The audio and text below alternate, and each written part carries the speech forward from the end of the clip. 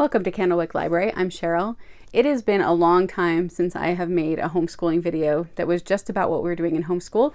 I thought I would share what we are doing in 10th grade this next year for my daughter.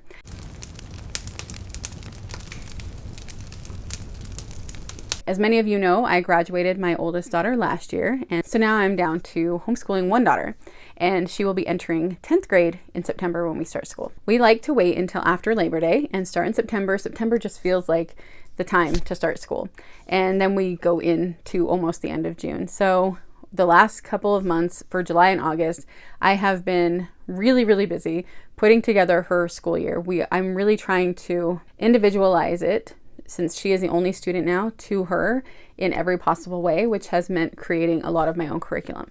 So I have my binder here. This is my Foxhall Academy binder. That is what we call our school. And I'm just going to go through and talk about some of the subjects I'm going to be doing with her. From the very beginning, I felt like I really wanted to have some real structure to our school. And so I've done this the same way since then. So at that point, I just made a list of all the subjects that they would have been doing in school and tried to do that. And once they've gone to high school, I have looked at the local high schools and what they have to graduate there. And then I've looked at the local colleges and what they expect to have someone enroll. And then I've made sure I'm meeting those college requirements. So that is what we go from when we're starting to plan school, is just looking at what her requirements would be, what she would have to take if she was going to the public school down the road. And then I try to find the best way to do that particular subject and get all of the credits that she would need, even though we don't technically need them here in Utah. For her English, that one is not completely done yet because my oldest daughter was creating the grammar for her, and because she is extremely strong in grammar, and she was making it into a really fun curriculum where it was private inside jokes that they have, stories that they have made up together, and she was using those characters and those scenarios to teach the grammar.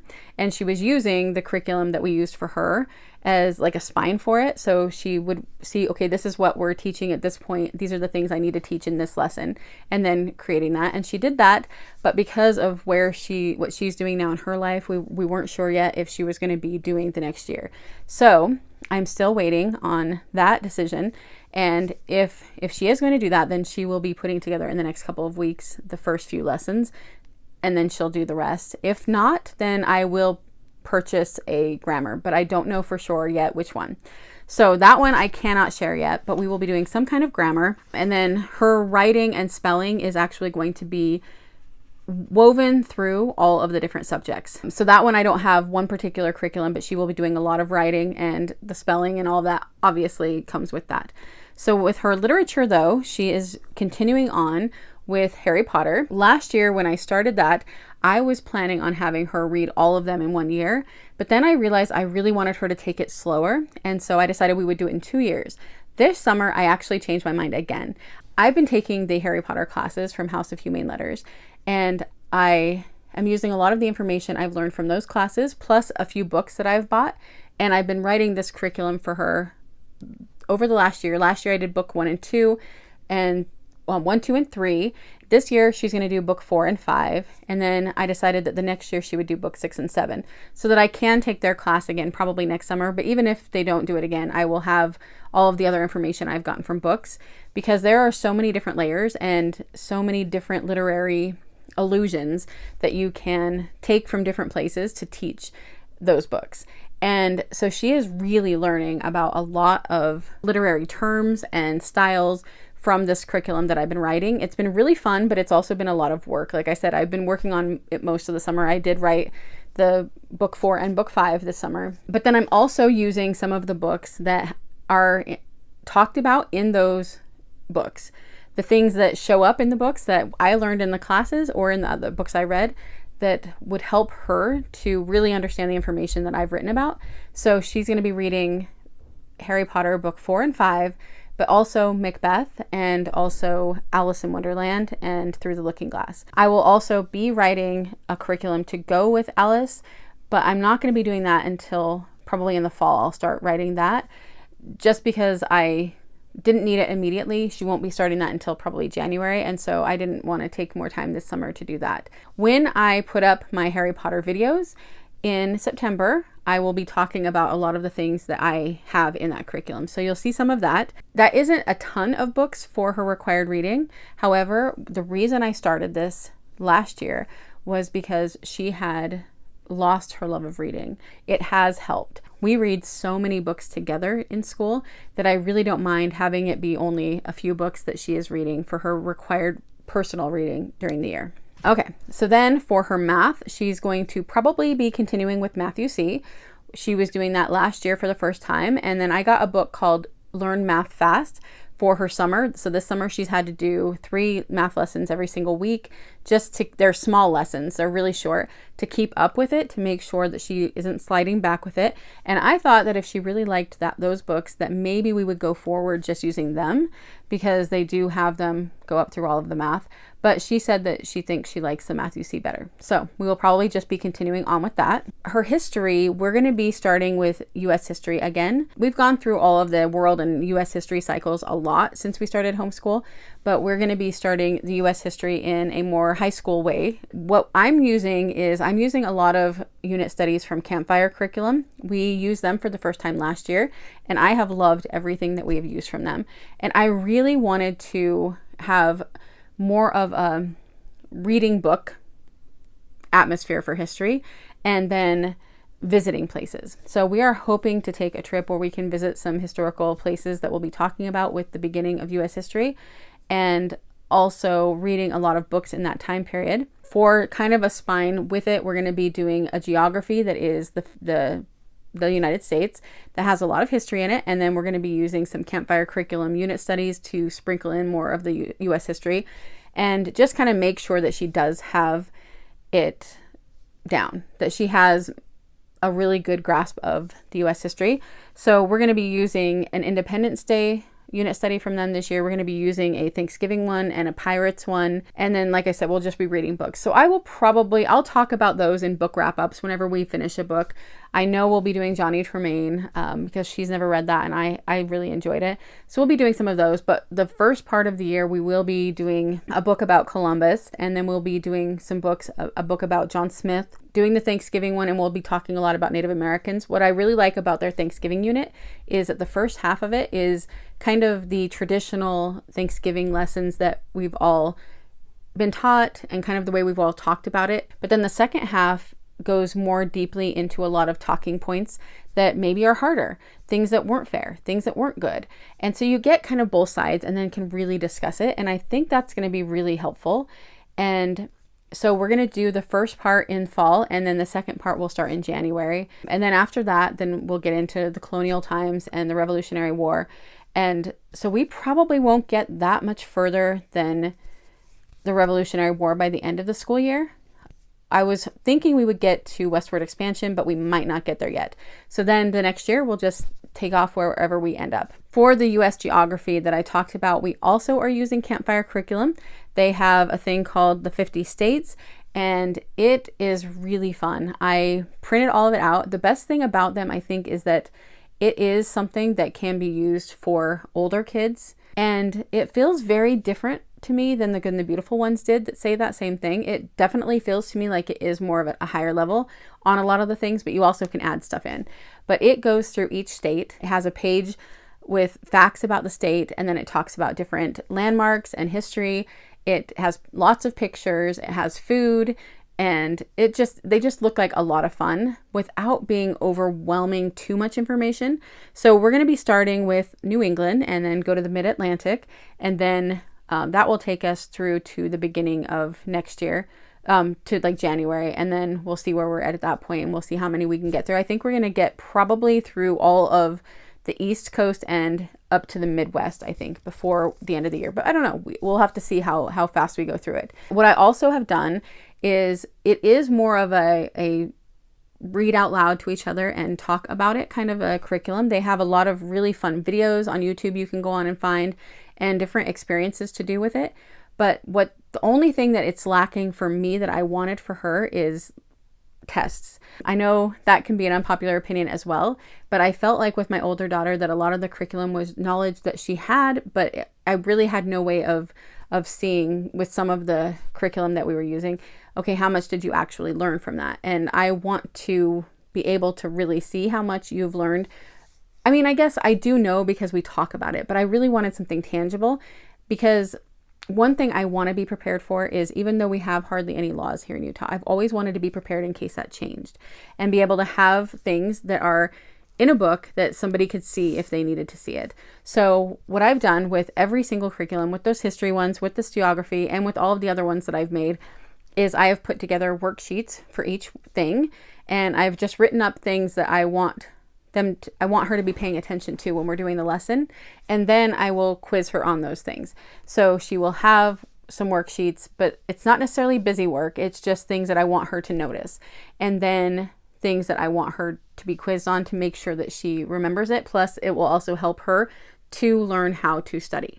So we started doing that last year with one of her subjects where she had to study more, and it worked really well, because I felt like that was something that I didn't do as well with my older daughter. I didn't teach her the fundamentals of studying, but thankfully she was a self-starter, and with teaching herself Japanese, she did that. She made herself little cards. She learned to sit and quiz herself. So I am lucky that she was the kind of student that would do that on her own, but I really wanted to correct that. I wanted to make sure that going forward that I am making sure that my daughters do know how to study. I don't want them to be learning for the test, but I want to have a test that will show what they've learned so that they learn how to study, if that makes sense. So then one day I was talking to her, and I was telling her about one of my favorite classes that I took in high school that was humanities.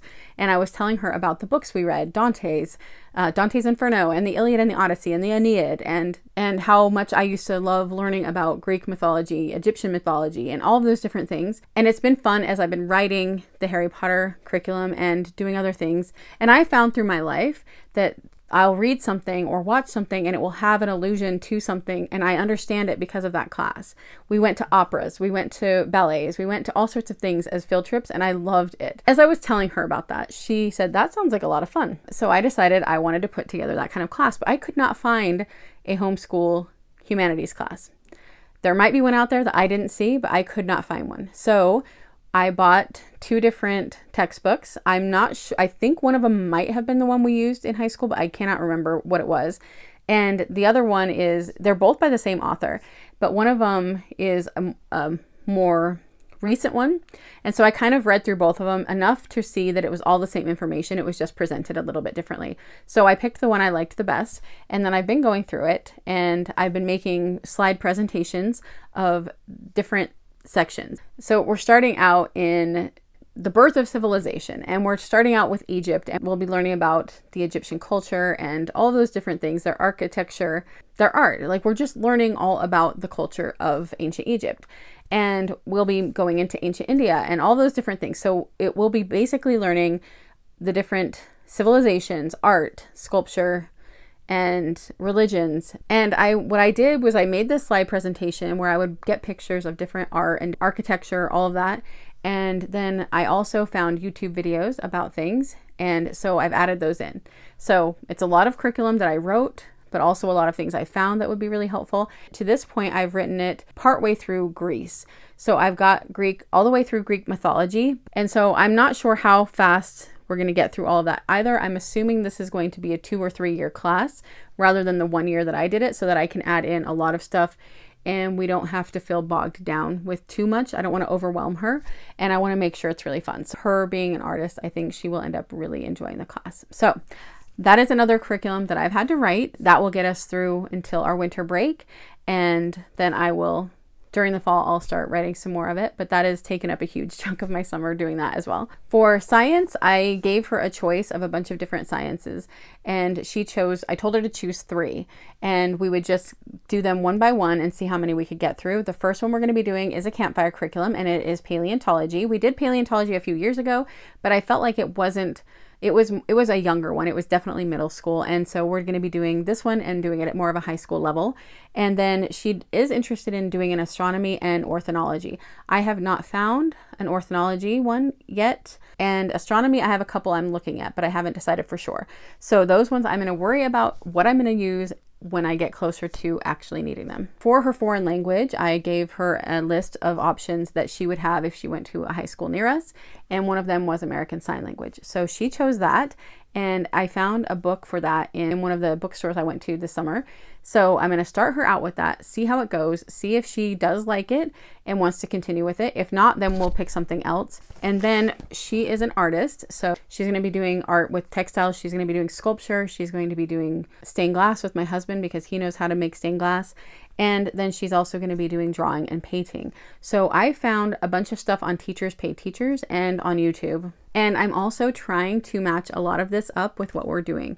So when we are learning something in humanities, then she will do a sculpture or something else that is similar to what we're learning about with their particular art in that time period. So that is where I'm kind of working things in. This is also, again, like I said, I took the Teachers Pay Teachers classes, I took YouTube classes, and then I'm sprinkling it in where it makes sense. And then she also is going to have a daily sketchbook where she has, one of the things I got on Teachers Pay Teachers was it's a daily drawing, and it tells her something. So it tells her something to draw every single day. So she'll have that. And then one of the classes I'm really excited about, but it also might be one that we drag out to last for 2 years, is Intro to Filmmaking. And it's from a company called Film School for Teens. And it just goes through everything on how to make a movie. And it has assignments for her throughout the whole thing. It looks really fun. There's also assignments of different movies to watch based on whatever the lesson is that week. So that is something I completely bought, and it looks really fun. I want her to also be learning a little bit of Latin. So every single week, I'm going to have a Latin phrase on the board. I found a book that was beginning Latin. And so I'm going to go through that and just probably twice a week, actually, since we do school 4 days a week. So probably there will be one on Monday for Monday and Tuesday, and then one on Thursday for Thursday and Friday. And then we'll just build off of it. I'll probably leave the early week ones on and just kind of add them on, and then eventually maybe quiz on them a little bit and then erase them. But we're going to try to be, both of us, learning a little bit of Latin. And then we're going to be doing a lot of read alouds. I don't have all of them planned out yet, but I know for the fall at least, we're going to be reading The Tao of Pooh. And that one is one that I loved in my humanities class. And so that's something I wanted to add in. It takes Taoism and uses it with Winnie the Pooh. And it was just really fun. So that one. And then, like I said, we're going to be reading a book about Christopher Columbus. It's one of the Heroes of History books. And we're going to be starting the Percy Jackson series to get some of the Greek mythology in. If she likes the first book, then we'll continue on with the series probably. But if she doesn't, then we'll just read the first book. And then, like I said, we'll be reading the John Smith book. That's also a Heroes of History book. When I got the Percy Jackson books, I also found one about Greek heroes and Greek gods that is written with Percy Jackson's voice. So I thought those would be really fun to read as well if she likes the Percy Jackson book. And then we're going to be reading a book about Squanto. And then we'll be reading the Restorationist series about art. And then we'll be starting the Iliad and then the Odyssey. And I'm not 100% sure when I'm going to start that. I was thinking September. It might not be September. It might be later. But that is going to be something that I know for sure we're going to be doing. I know we're going to be reading a book about William Penn. We're going to be reading Johnny Tremaine.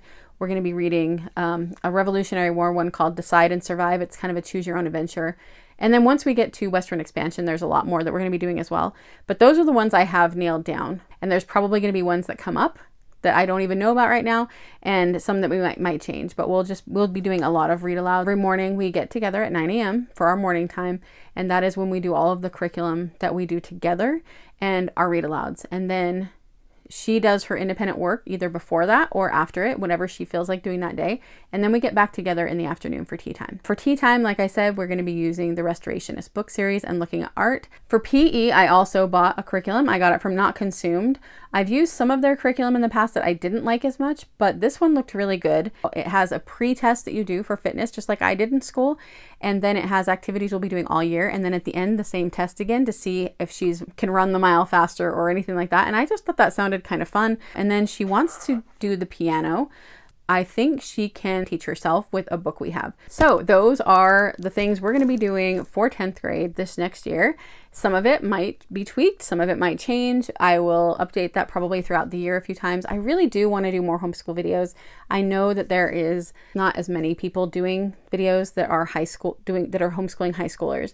And so I do feel like that I should probably talk about it more. So I will try to be better at that and update more and let you guys know what we're doing.